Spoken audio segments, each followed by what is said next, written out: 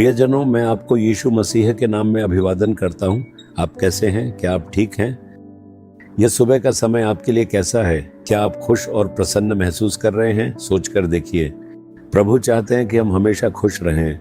वह चाहते हैं कि हम सदा आनंदित और प्रसन्न चित्त रहें। क्या आप पूछ रहे हैं, हम समस्याओं और संघर्षों के बीच कैसे खुश रह सकते हैं? प्रभु ने स्वयं कहा है, इस संसार में तुम्हें क्लेश, दुख और समस्याएं होंगी। इन सब के बावजूद भी हम खुश रह सकते हैं। यही यीशु मसीह की ओर से आशीर्वाद है। चाहे आप किसी भी संघर्ष या समस्या का सामना करें, आप उनके बीच भी खुश और आनंदित रह सकते हैं। ये यीशु मसीह द्वारा दी गई शक्ति से संभव है। जब सब कुछ अच्छा चल रहा हो तब खुश रहना कौन सी बड़ी बात है? इतनी सारी समस्याओं के बीच खुश रहना ही वास्तव में बड़ी बात है। इसलिए आपको हमेशा खुश रहना चाहिए। प्रभु आपसे यही कह रहे हैं और आपको इसी के लिए प्रोत्साहित कर रहे हैं, है ना? वो आपको मार्गदर्शन कर रहे हैं, है ना? तो फिर आप क्यों चिंता करते हैं? उनके साथ चलना अपने आप में एक आनंद है ना? इसलिए खुश रहें।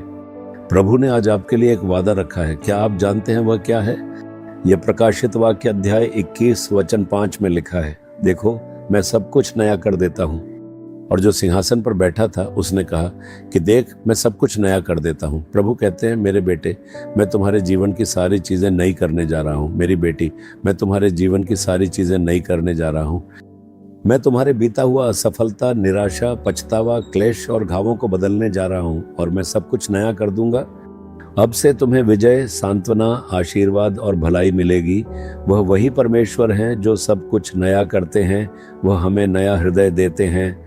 वे हमें नई आत्मा से भर देते हैं। वे हमारे भीतर नया मन बनाते हैं। वे ऐसे परमेश्वर हैं जो सब कुछ नया करना चाहते हैं।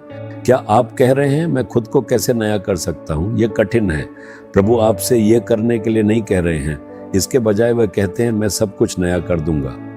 मेरे बेटे, मैं तुम्हारे लिए सब कुछ नया कर दूंगा।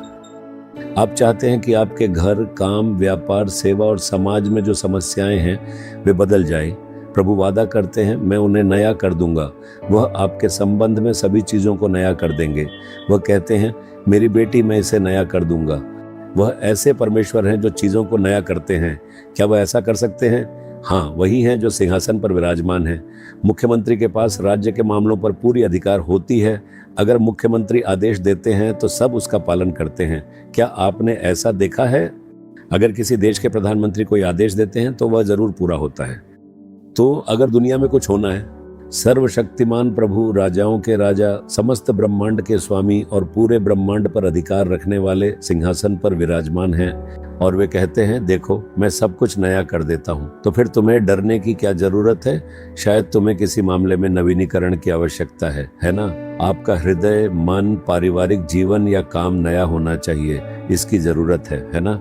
तो फिर कहिए, प्रभु आपने कहा है कि आप सब कुछ नया कर देंगे, मेरे लिए इस चीज को नया कर दीजिए। जब आप यह प्रार्थना करेंगे तो आप देखेंगे कि वह चमत्कार घटित होगा। इसी उद्देश्य के लिए उन्होंने स्वयं को क्रूस पर बलिदान कर दिया। उन्होंने अपना लहू बहाया और हमें छुड़ाया ताकि सब कुछ नया कर सके। तो अब तय कीजिए, कौन सी बात है जिसे आप नया बनाना चाहते हैं? क्या यह आपके बच्चों, पति, परिवार या काम के बारे में है? क्या आप चाहते हैं कि आपकी बीमारी चली जाए और आपको नई ताकत मिले? इसे अपने हृदय में तय कीजिए और अपना हाथ अपने हृदय पर रखकर प्रार्थना कीजिए, प्रभु ये वादा मेरा है। आपने वादा किया है, मैं सब कुछ नया कर दूंगा। इस विषय में बदलाव लाइए और इसे मेरे लिए नया कर दीजिए। मैं आज ही इस चमत्कार की अपेक्षा करता हूँ। प्रभु, मैं उस बेटे बेटी के साथ प्रार्थना करता हूँ जो इस तरह प्रार्थना कर रहे हैं। जैसा कि आपने वादा किया है, सब कुछ नया कर दीजिए और उन्हें आनंदित कर दीजिए। यह चमत्कार आज ही उनके जीवन में घटित हो जाए। मैं यीशु मसीह के नाम में प्रार्थना करता हूँ। आमीन, आमीन। Jesus redeem Hindi YouTube channel को सब्सक्राइब करें। सब्सक्राइब बटन पर क्लिक करें और बेल आइकन को भी क्लिक करके हर दिन की नई कार्यक्रमों की जानकारी प्राप्त करें।